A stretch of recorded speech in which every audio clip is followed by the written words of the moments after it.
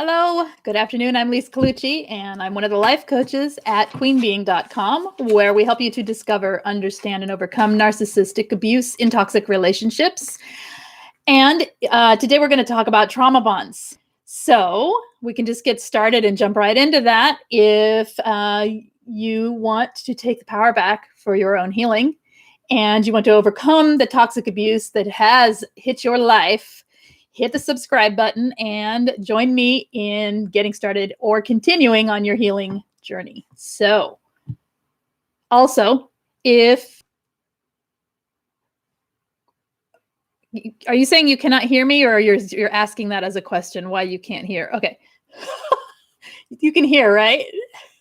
I'm not just like a mouth talking. Let me know. Anyway. Okay. Oh, I don't know why. Strange. Okay, maybe I should say that all over again. Could you guys all hear me? Let me just start over in case you couldn't hear. If you have not hit the subscribe button, do so if you enjoy this programming and you want to get started and join me in your healing journey, on your way toward healing from toxic abuse. And head over to queenbeing.com for any information, support, or for information on coaching. Over there's tons of information, and we are all one team here. Head over to Spanily, Queen Being Spanily on Facebook, or on, you can find the links on Queen Being as well for peer support. So let's get started. And hello, Hannah and Jack and Trinity Fire and Butterfly Mama and Angela and Paula. Oh, my friends, and Phoenix, I saw you too, and Thought Continuum. Hello, there's people I have not heard from before in here, and that's awesome. Hello. So let's go. Trauma bonds. Trauma bonds. We know what they are, right? We're gonna talk about it. Okay. Hi, Belle. How are you today? Hi, Leslie. All right. So trauma bonds. Those are those pesky things that hold us to the abusive person. That's the state we get in, right? When we have been with a toxic person and had the cycle of abuse upon us, which is that of love bombing and devalue, which then makes us crave that cycle more and more. It's insidious. It's hard to let go of. It's even after no contact for a long time, some people struggle with letting go of the narcissist because of these trauma bonds. So what questions do you guys have about it? I have done, and Angie has done, lots of videos talking about trauma bonding, but let's get personal today. And where are you guys struggling with these trauma bonds? Let's assume we know what they are, because there are videos out there talking about what they are, and we can talk about what they are too. But for now, I would rather get into what you guys need. Hi, Jess and Katrina.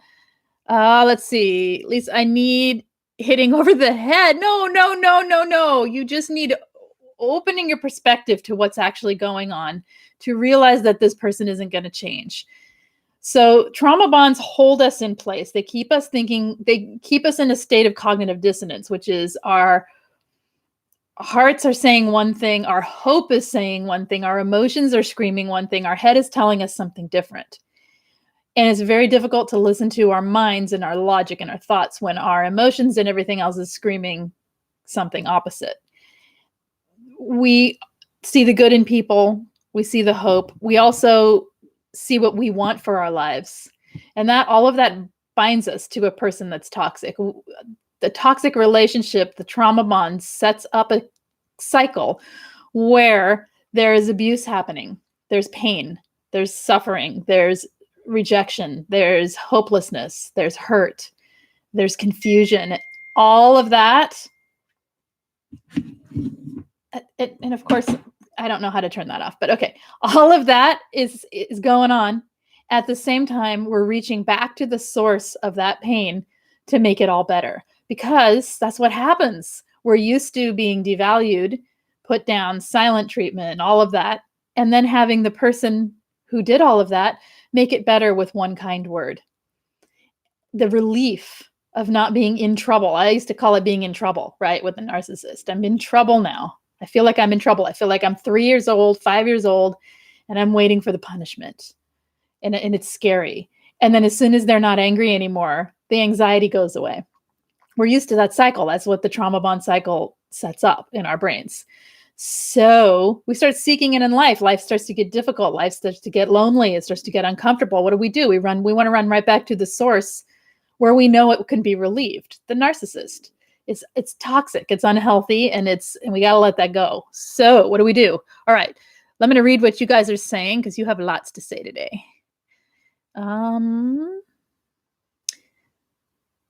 Accountability video helped you. Excellent. Trinity Fire. Okay, what are we talking about? Hi, Jess. Hi, Leslie, if I haven't said hello already. Okay. What is it we need when we are feeling this bond so strongly? That's the question I would ask you if you came to me and said, I think I'm trauma bonded. I would ask you, what is it that you need? What is it feeding you? What's it giving you? Everyone's going to have their own answer here. What is it that you need that isn't being filled? Let me think for myself. It would be companionship, affection, validation that I matter. Let's see. Mostly that would be my own. I don't know what yours would be. What is it that you need? So once you identify what you need, you got to employ your logic. You have to. This is a matter of taking the power back, using your thoughts, using your intellect, using your understanding and your wisdom to override the strong emotional pull that's going on toward wanting it all to be resolved in something that is toxic. The narcissist is very good at giving that resolution because it's part of the way their bonding to someone works. They don't bond through attachment, they bond through trauma. And it's a quick and easy fix to get the things we think we need. So I would ask, what is it that you need? And be honest with yourself. Going back to yesterday's talk on accountability, this is a big place to take accountability and ask yourself what it is that you need in this, especially if you've been out for a while and you realize and you know you don't want that person anymore. You know with your logic and your intellect that there's no way you want them back, but you still feel like you wish they would hoover or you wish they would come back.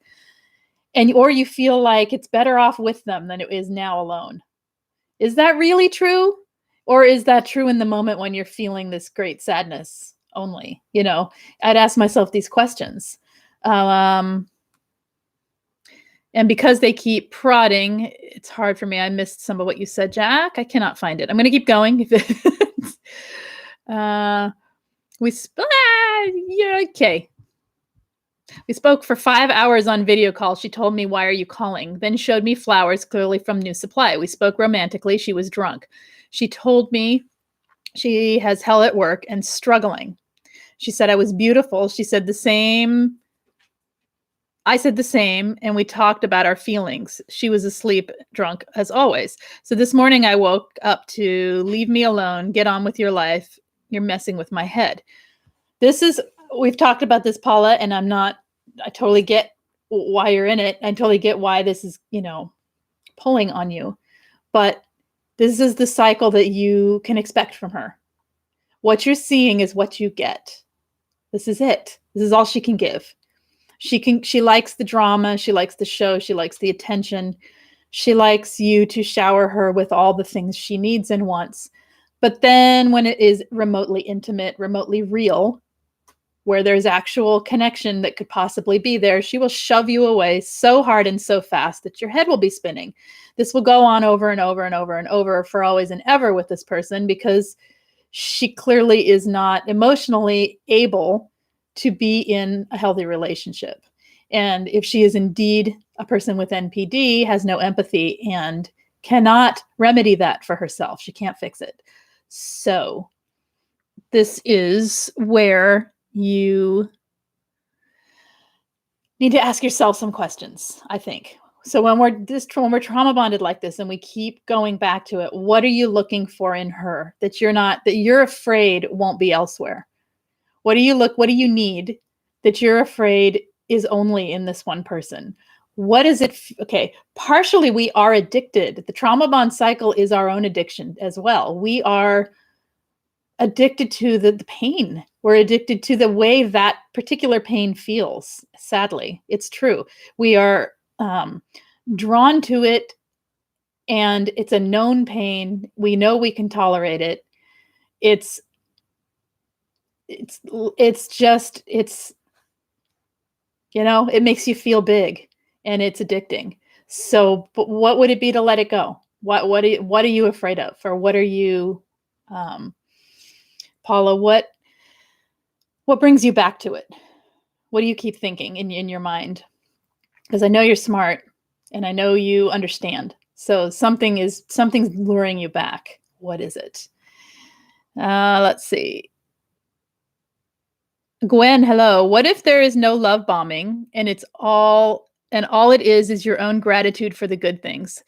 Exactly. The normal times. Well, normal times is love bomb. Okay, love bombing, devalue. We can say it can be normal versus silence, grumpy.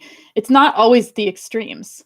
Love bombing is not always love bombing. Oh, all that over the top. Sometimes it depends on your level of what you need that the narcissist has figured out. They're not going to like put in extra effort just to love bomb so that they do it textbook.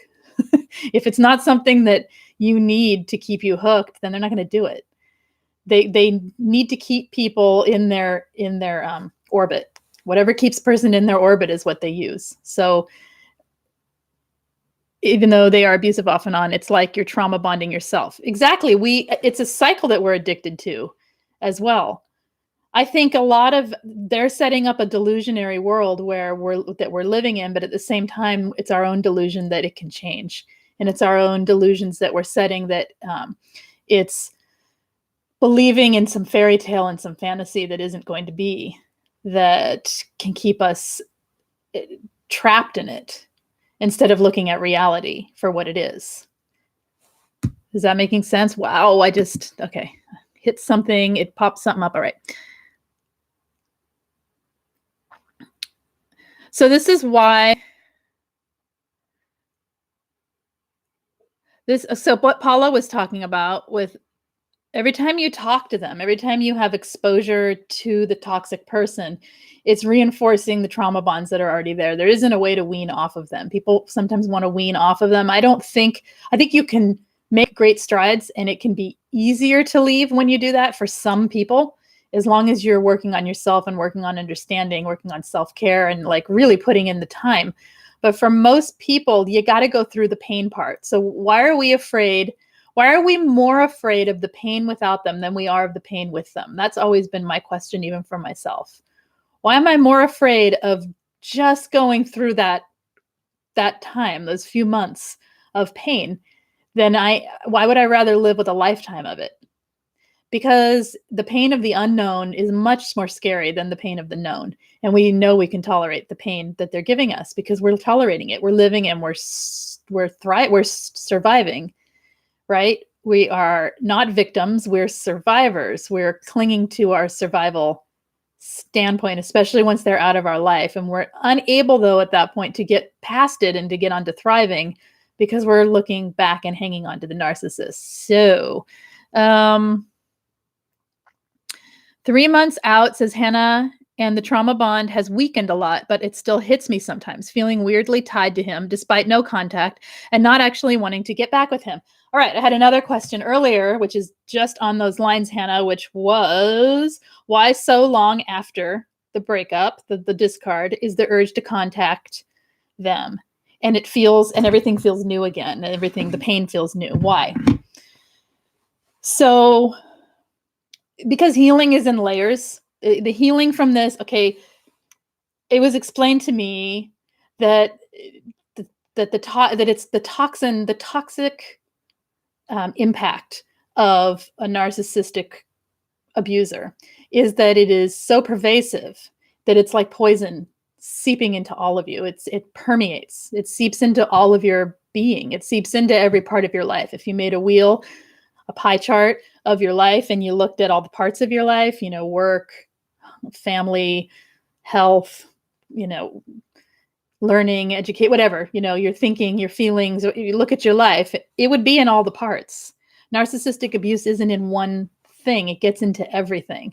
So as you are healing, different parts of your life you're experiencing, you're not experiencing all of your life all at once, right? You're not constantly in a state of spiritual wonder, right? Or you're not constantly in a state of intellectual learning. So as you are opening up different parts of your life again, I think that the trauma bonds resurface. As you're healing, it's almost like you pull off a layer, ouch, there it is again. But the layers are in different rooms of you, right? So they're in different parts of you. So it's not one thing. So when you feel that way, what helped me is to look at the parts of my life where I don't feel that way. Usually it would be tied and associated to something. Oh, it's on my birthday, or oh, it's this coming up, or I remember the last time I did this, we were whatever, or, there's some trigger that is anchoring me to a part of my life. But if I look at the rest of my life, like, well, I don't have to grocery shop for the food they liked, and things like that. And I don't care. And I'm happy there. And I feel free in this area. And I smile a lot and I laugh a lot. Then I realize, oh, it's not that I'm completely, fully thrown right back into it. It's just that this is what's amplified right now. This is what's up.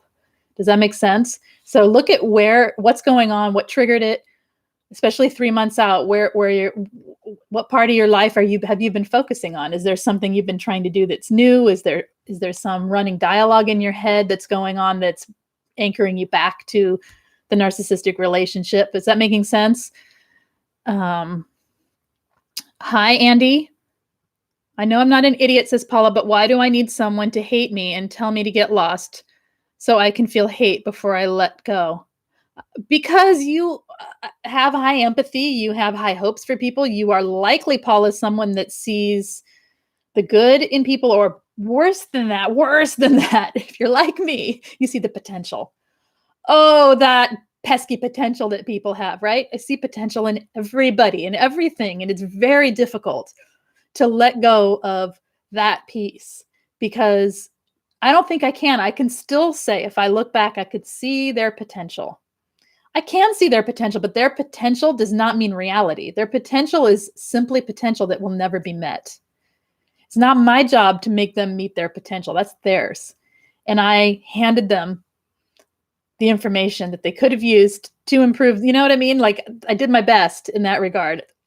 And I didn't even need to do that. That's not even the point. The point is, seeing potential could possibly be what's linking you back. Seeing, it's not about it, because you can take it. You can stand there, it's sticks and stones, so to speak. You can stand there and take the abusive words coming at you, because if it doesn't going to kill you, you know what I mean? But because it's worth it to you for them to meet their potential, or something like it, possible. Making the assumptions here, but how does that sit with you? I think it's difficult when we are intelligent and intuitive and caring to see the person for who they are. You have to separate from them. You are you, they are them. It's up to them to meet their potential and prove it to you. They're never going to do that. They can't, because they don't have empathy. They don't have empathy. Why would they change? Their pattern of life works for them, and it will continue to work for them, because they can get new supply. It's how it works. I noticed that always with relationships before. Can you quit jobs? I'm curious. Is it something about people pleasing, Paula? I get it. I totally get that. I need someone to be all the way broken down before I'm able to let go. I totally get it. Friends, family, doesn't matter who. I just lost my place. Okay, we're here somewhere. I found it. Okay, Jack. Jack says, I feel I need companionship, affection, being physically close to someone. The lack creates this unease in me. Right. So sometimes when we're alone, the loneliness is what draws us back, because what you're describing is a sense of kind of a loneliness. And I don't want to be putting words in your mouth, but if I'm wrong, go ahead and correct me. But we have to understand, especially us more empathic types and the types of personality types such as INFPs and INFJs and ENFPs and ENFJs, other types too as well that also have, but in particular, those, because we are drawn between our intuition and feeling, there's a strong pull to believe that the biggest feeling is the only one that exists. And when you're in that state of loneliness, we're seeking, seeking, seeking. We're also like empty a lot just by nature. INFPs in particular, just the feeling of emptiness is part of it. It's part of the personality type. So it's what's me. When I hear those things that you're saying, Jack, those are all true to me as a human. That's how I think I always feel. And I have to accept that that's how I always feel. It's not bad. It's not good. It just is. At the same time, there's tons of things in my life that give me those things. They may not be the exact thing I want in the moment, but it's there in other aspects of my life. So it's kind of like similar to what I was talking about earlier, like the way that a narcissistic person gets into all your life, we have to then get into all of our life. We have to take it back over and see, okay, I'm feeling lonely and I'm feeling empty. And obviously you can't give yourself physical closeness to another human being when you're by yourself, but you can go take a warm bath or do something that gives you sensation on the skin, that gives you whatever, to feel like you're giving to yourself. It's not the same, but it's finding ways to nurture what it is you're needing. So you're not looking backwards, because looking backwards isn't going to fill it. We already know this. We're turning back to something we know won't work, right? But because we always have this seed of hope planted that it could have worked, and the potential that we saw in that person for how they could have made it work, I think that's why we anchor back. But I think logic in this case is what drives you forward, instead of listening to the way the emotion feels and going with the path of least resistance, which is back to the toxic person. I don't know if that made sense, but that's how my mind thinks of it. That's how I keep myself from the dark side. Almost an addiction. That's it is an addiction. So what is it that,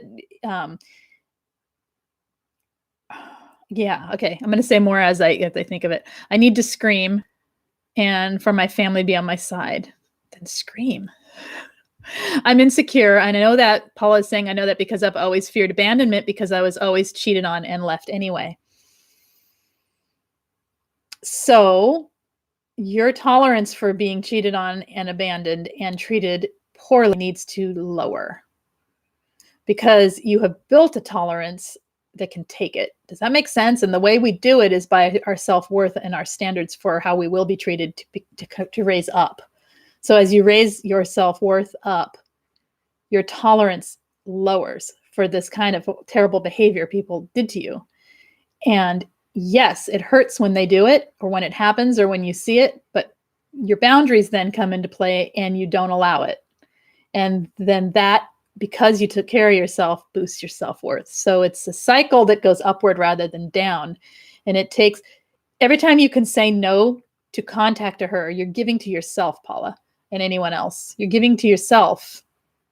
Every time you say yes to a Hoover, it's pouring into the void.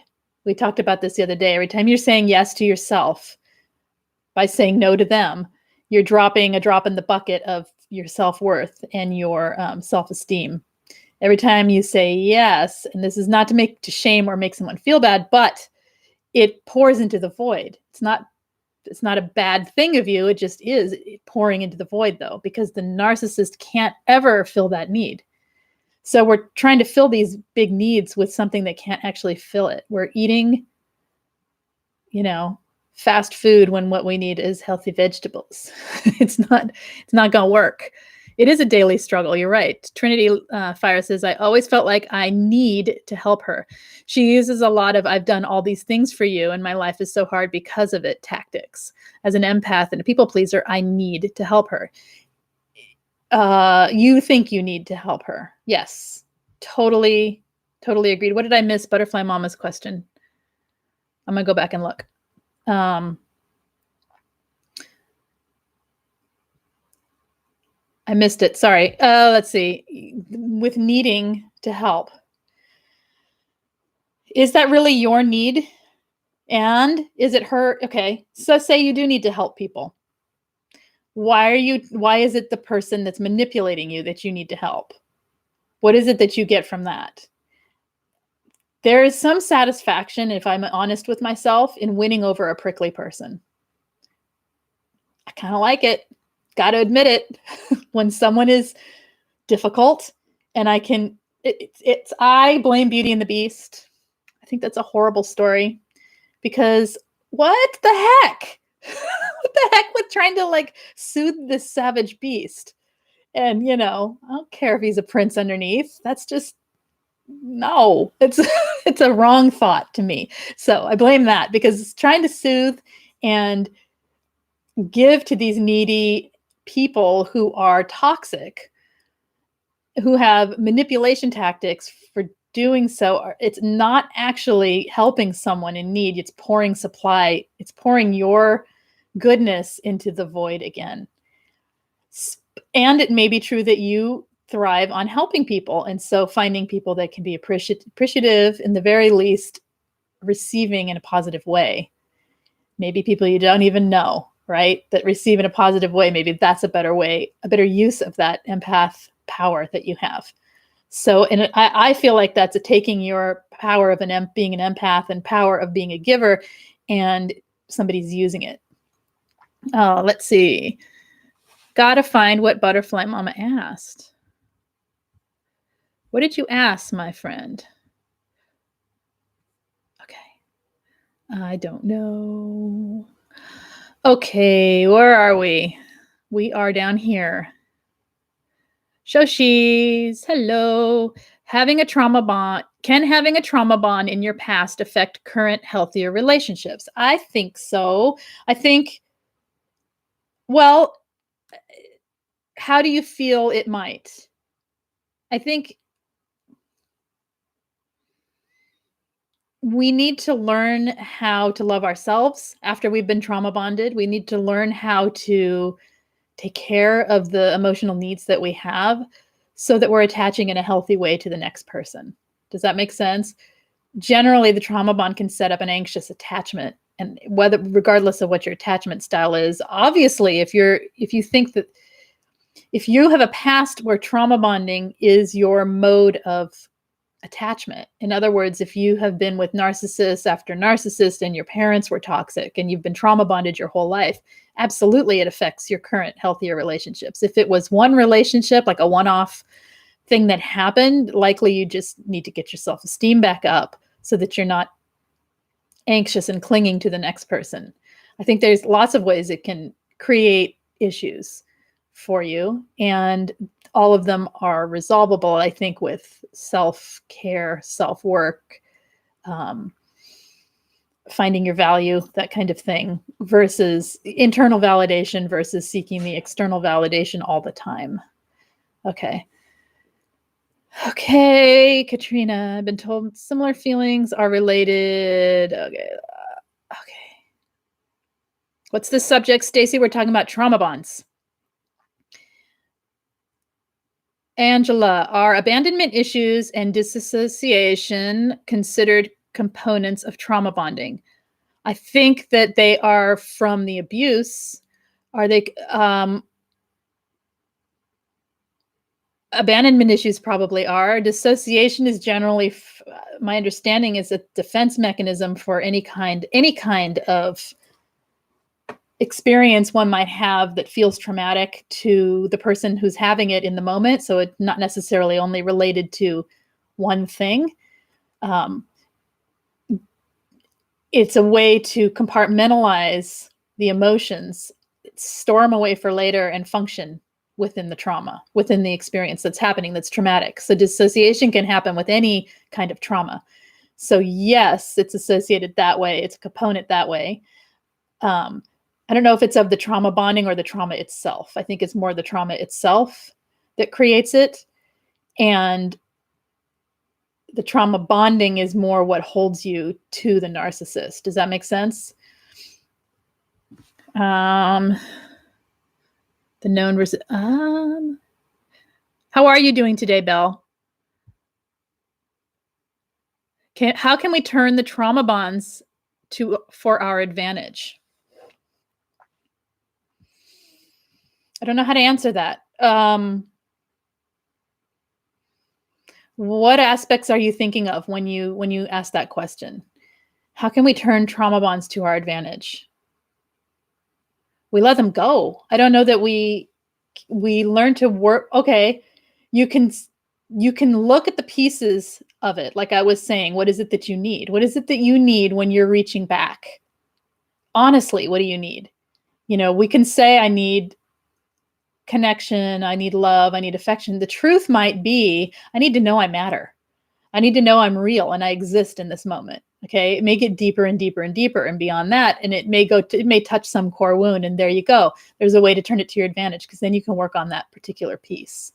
You may not know what to do with it in the moment. You may need to take it to therapy. But there it is. There's some illuminating thing, something shining light, some terrible experience you've had that then can be turned backwards and shine light on the way you function and the way you think and the way you feel, so that you can then make changes and gain perspective. I think trauma bond, as you work through them, you gain a ton of perspective about yourself.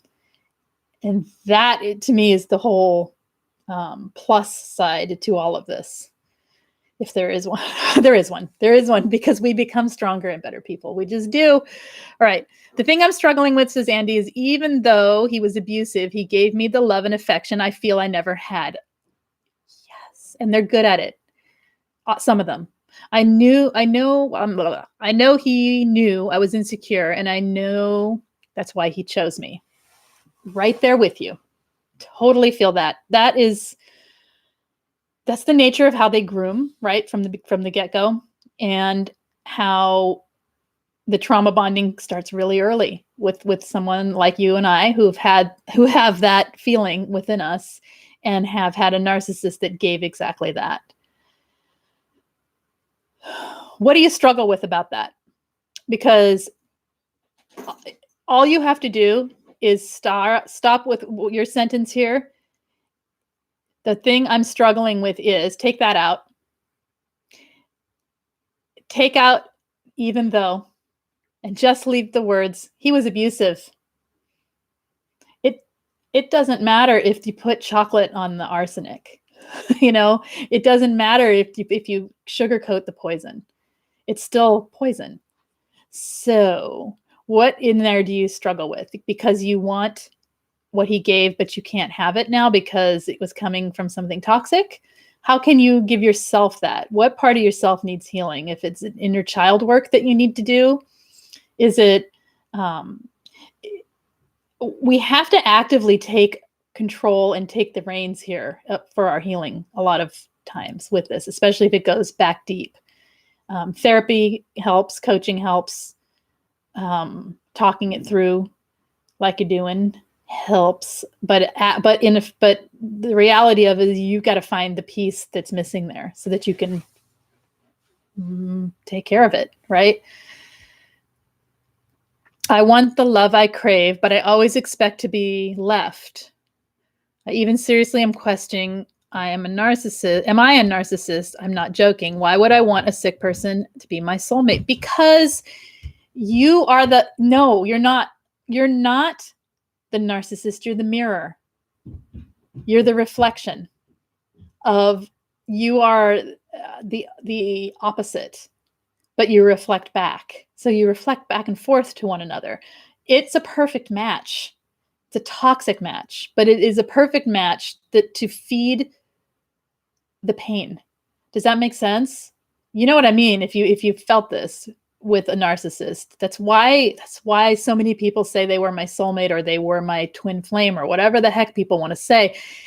Because they are mirroring your pain and you're mirroring theirs back and forth.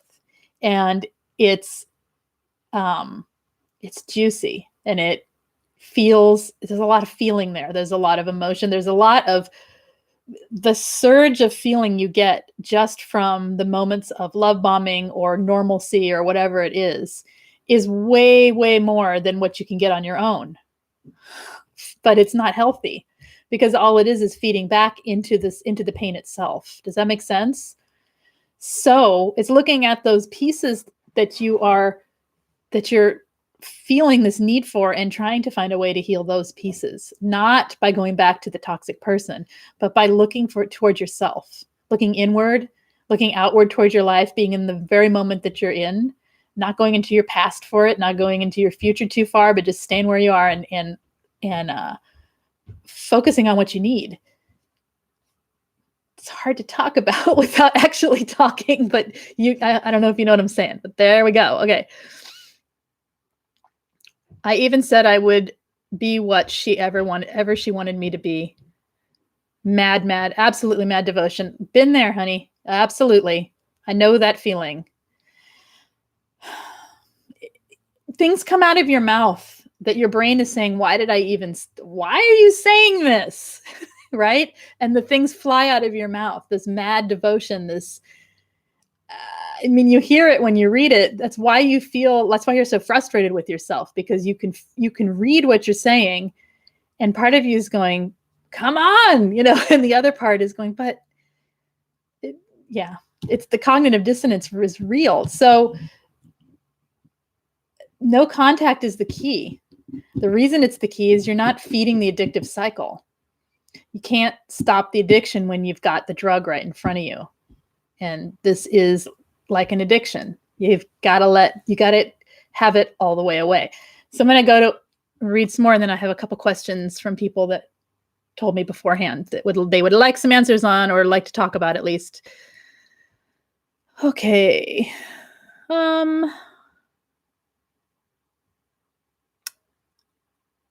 Validation we have been hurt is given to us by our continued contact with the abuser. It is so validating to have that pain happen again, isn't it? Shoshi's right. It's like, it's super validating to step back into the pain. Like, oh yeah, that was real. It's real. My dogs are so going to bark because my kids are so playing at my door again. Okay. Because the pain without them, at least they kept the mind occupied while with them. That's true too. You're scared of the quiet. Paula says she's scared of the quiet. It makes you think. You're right. I'm pissed I spent 5 hours with no sleep to get a simple message saying, leave me alone, to video call and look at me. And then to do that. Yeah.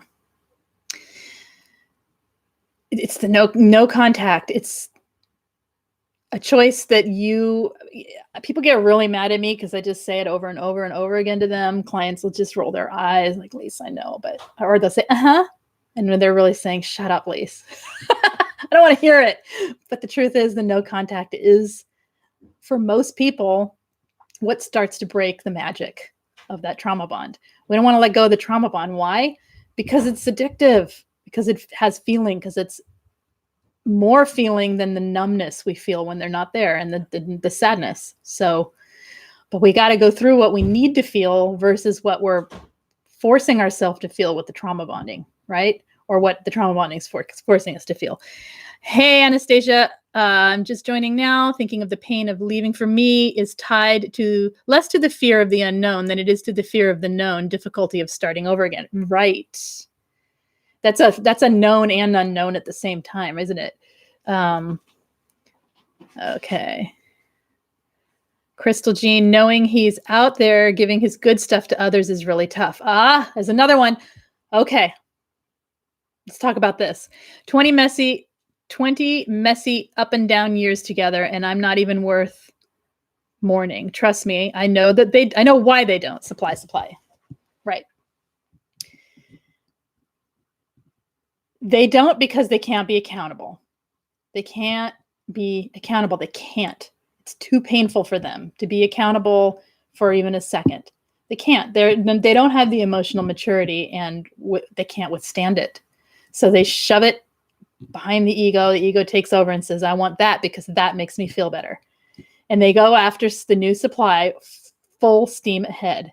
And they shower the new supply with everything they thought they were missing in the relationship. They pretend that the relationship ended for reasons it didn't. They do all kinds of stuff that's all kinds of basically not very sane thinking. It's very delusional, and it's they basically are compulsive lying to themselves and almost believing, I think I think they know it's not true, but they won't admit it's not true. Anyway, the point is, yes, we're left to clean up the mess.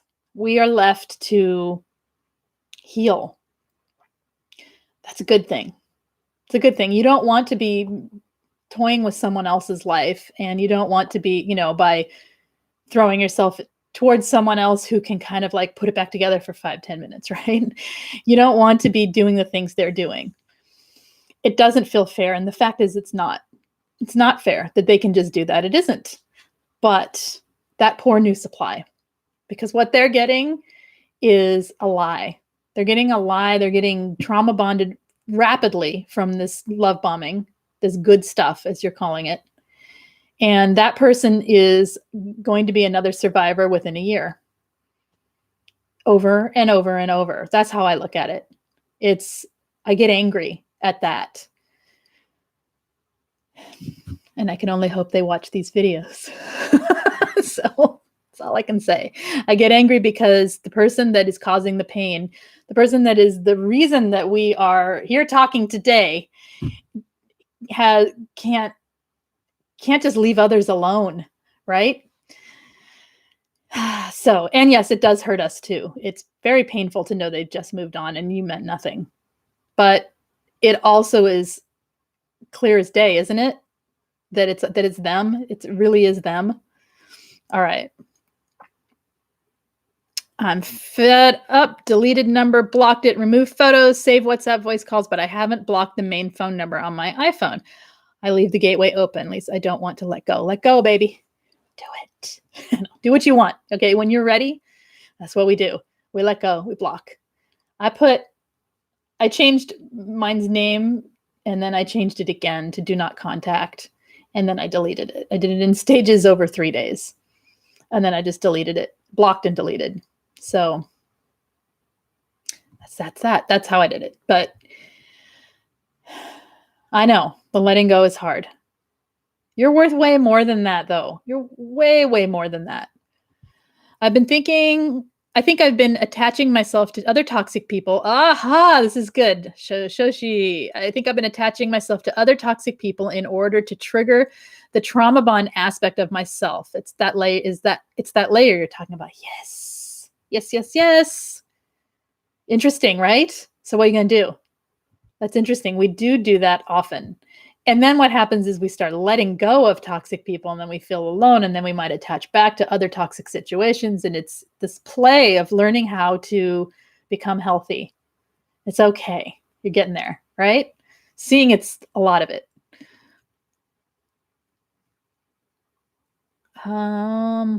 If I miss anything, you guys, please retype it. Me and the scrolling isn't that easy. Okay. Hi, James. Oh my gosh, there's so much. You guys are awesome today. Look at you. This chat is crazed. Okay. What's happening? Okay. I'm missing things. I'm totally missing stuff. So if anyone has a question and I missed it, please repeat.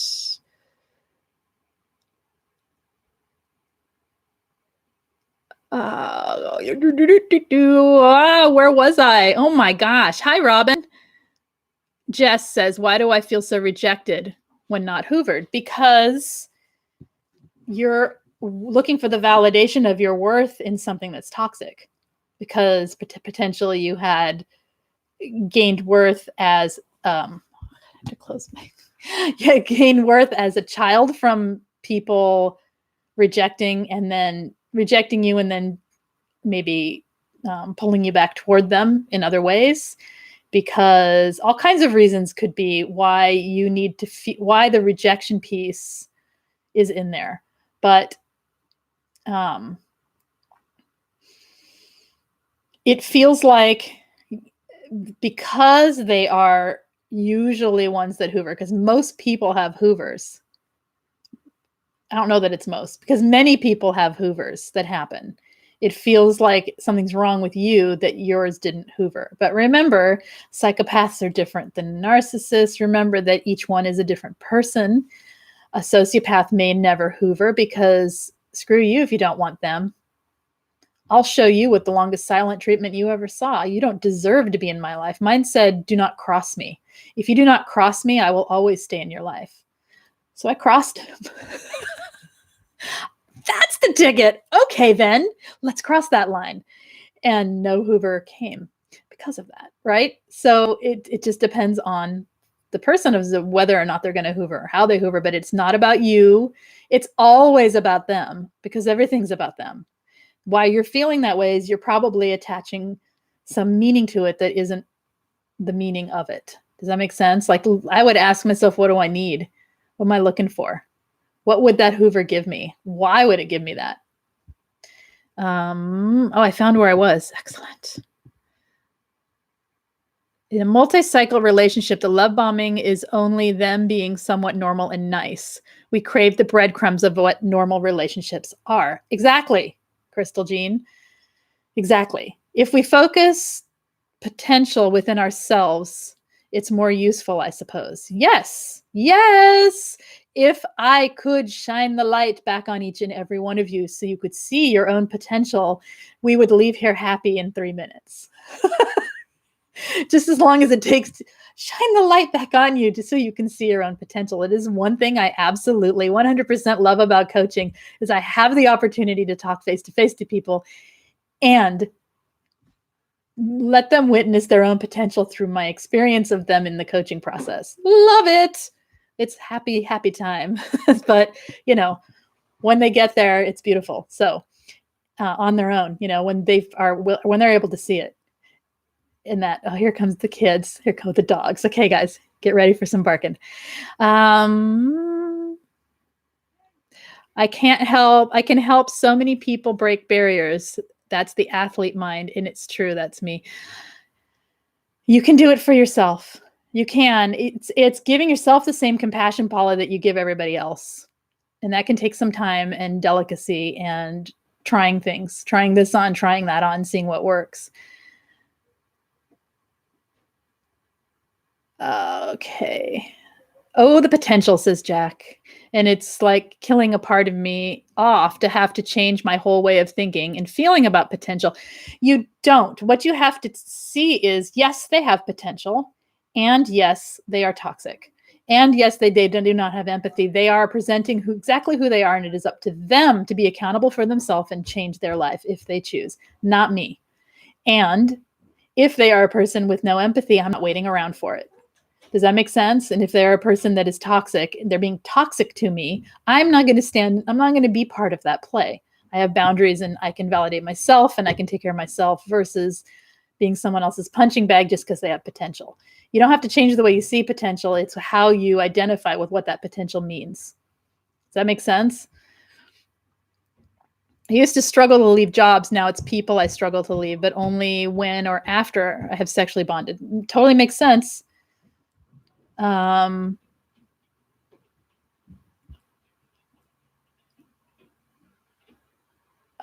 Robin is saying, I had a great friend tell me today in response to me saying, I wish I'd never met him.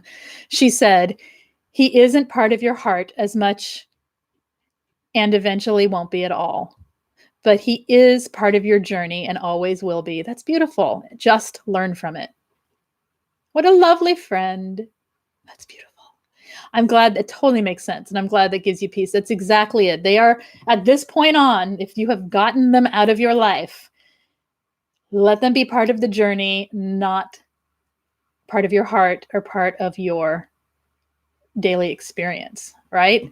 Let it, it's part of your story, right? Part of your story. They're not part of our souls. They just try to sneak in and steal it. As an INFJ, I feel negative about my positivity right now. I get ya. I totally get that. So pragmatic and practical about it. Like, well, I can, yeah. Oh yeah, I can totally get that. Uh-huh. It's okay. Just breathe. It's normal. Let's see. Anastasia says, been lonely for a few years now. And I got to say, I fear my desperate need to connect will have me settling for less if it's more than the nothing negative my narc's giving now. If you are still with them, you can't know that because you haven't been lonely alone. Totally different. Being lonely with a narcissist is worse lonely. It's the worst. If you are still with them, you can't. What you're saying here is projecting a fear versus what actually is. Does that make sense? Because you're not in that space yet to know what you'll even do with that loneliness. It's not the same as that desperate loneliness when you're with someone that won't connect with you. That's terrible. And it also limits any potential for ever having anyone connect because you're tied to that person. So, Andy's saying they know what they're doing. For 2 years, he periodically got through on a new account. And now I have an addiction to checking my phone and thinking of him every time I get the message coming in, though. Yep. Yes. Okay.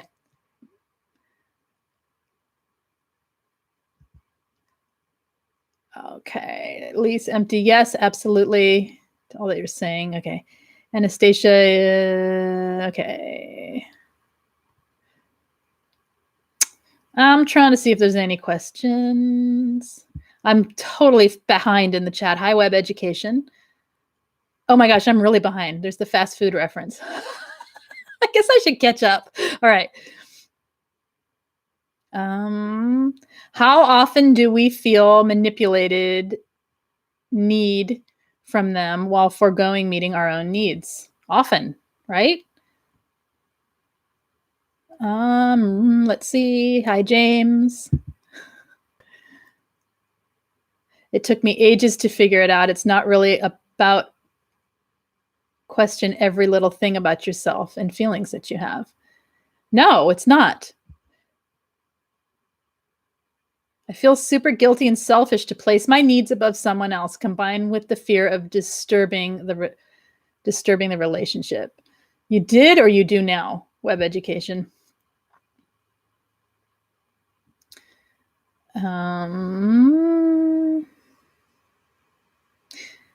All right. Let's see. Sorry, I can't read. You guys typed a lot today. I'm like, let me just sit and read here. If I missed it, yes, I did miss it. Hi, Belle. You're in a slightly better place. Nothing has changed. More ridiculous rules and control, but I feel supported here. Thank you. Gratitude. Okay, honey. I was thinking about you yesterday and hoping that you were okay. I wonder, after prolonged exposure to abuse, this thought continuum, that what I want is the cognitive dissonance itself. It's a nice sleep, isn't it? It's an easy way to numb up and just go through life. Yep. I feel ya.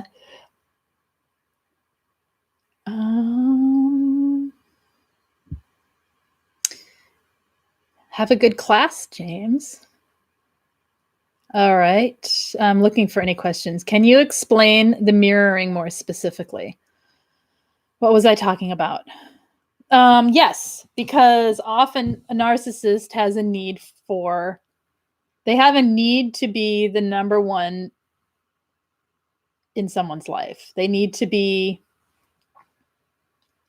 I can't think of an example off the top of my head. I'm trying to let me think of a personal one. So if they know you have abandonment issues through the grooming process, through when they're getting to know you and they're grooming you, and they know you have issues with abandonment, they may tell you things to support you with that so that you feel secure. They may also have their own abandonment issues often.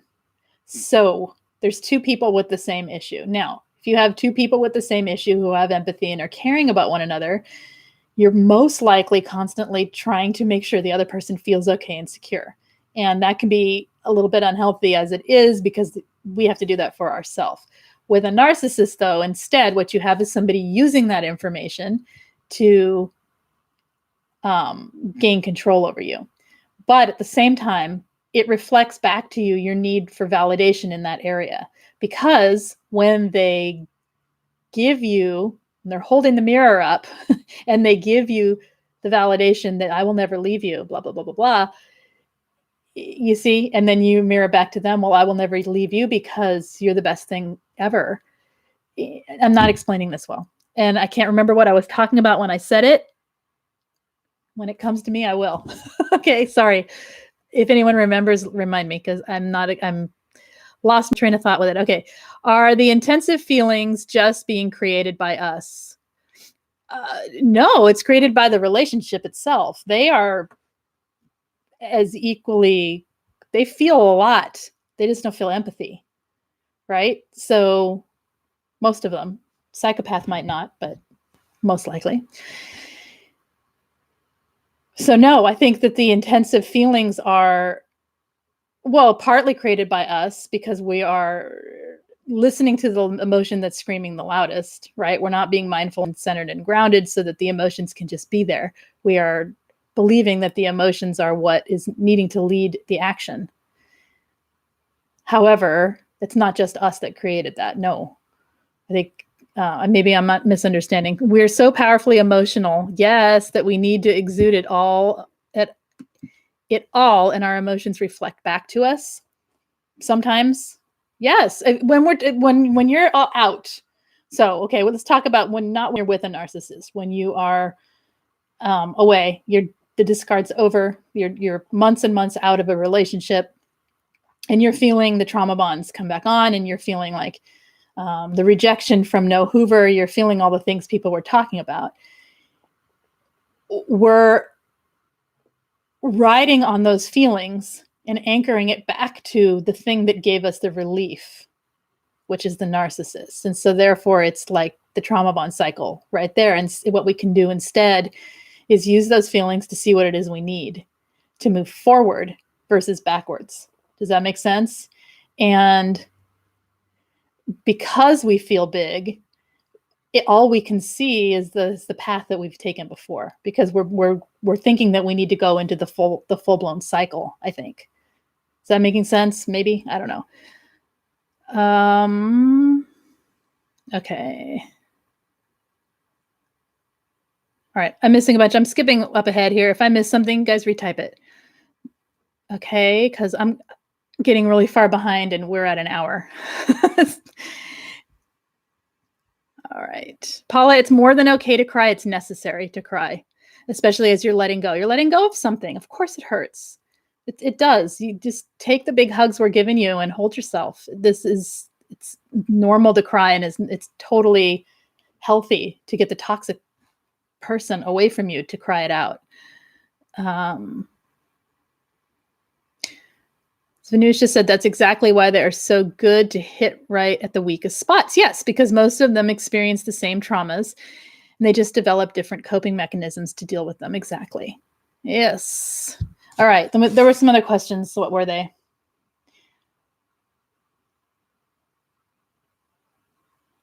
We talked about what do we need.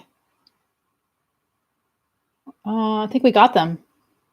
I think we got the questions that were asked heading in.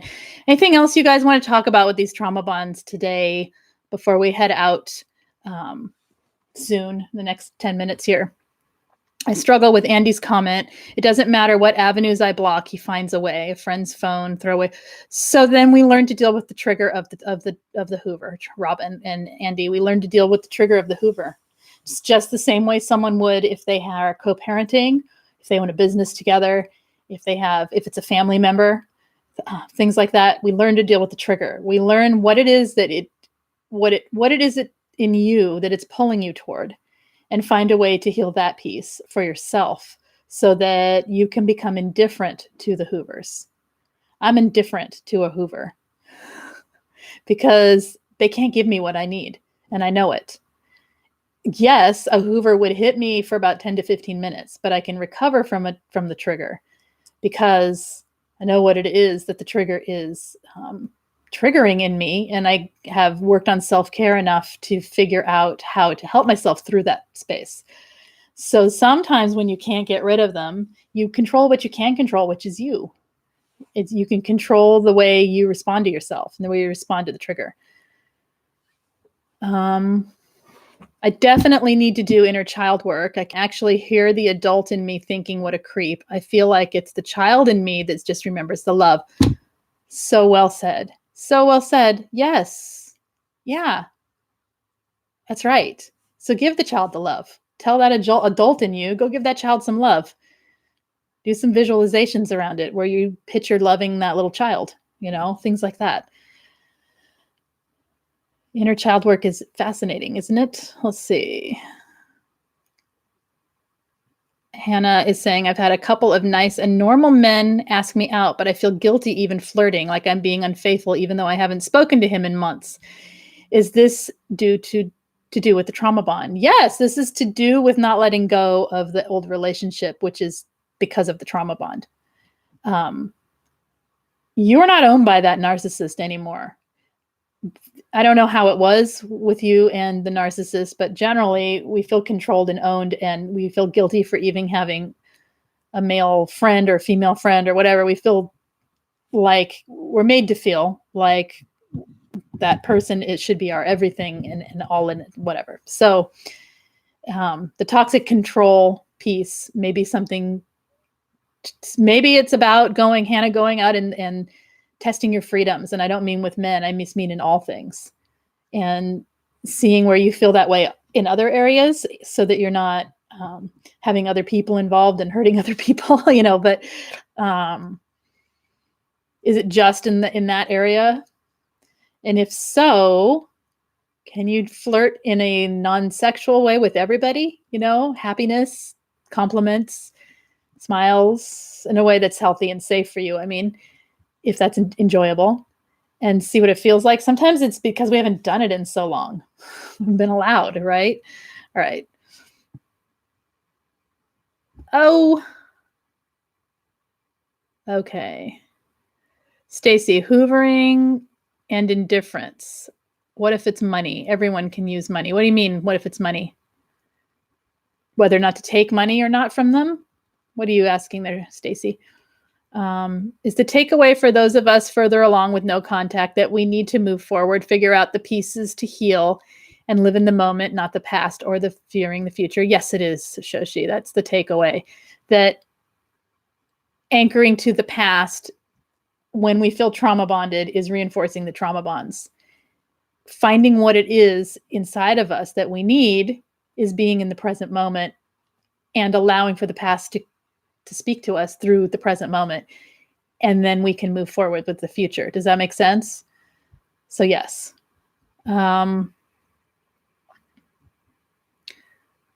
Okay. It's just with men. I'm fine where I'm okay. Yeah, it's probably an anchor. So I would ask what it is, Hannah, that you're fearing, really, truly.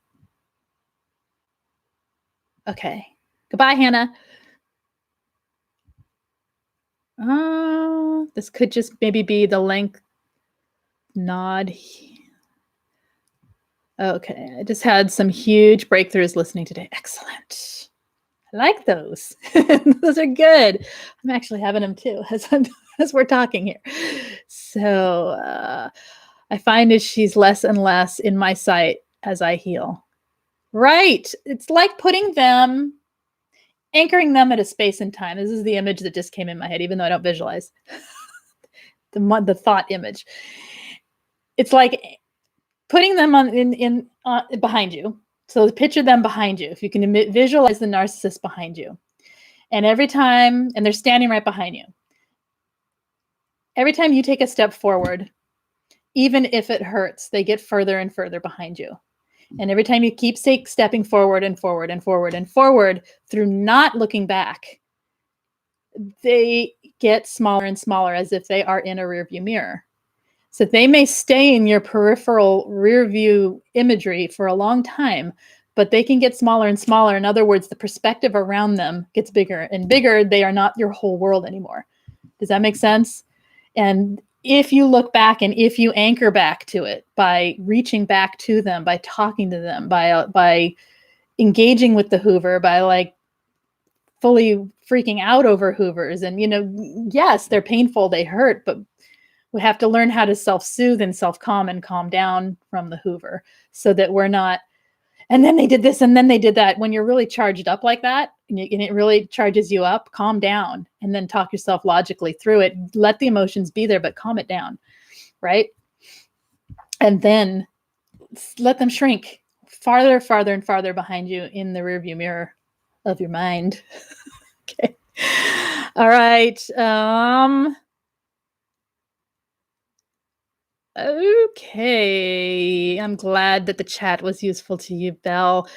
Pretty big realizations for me today, too. Great chat. Thank you. Thank you, Crystal Jean. All right. It does provoke it.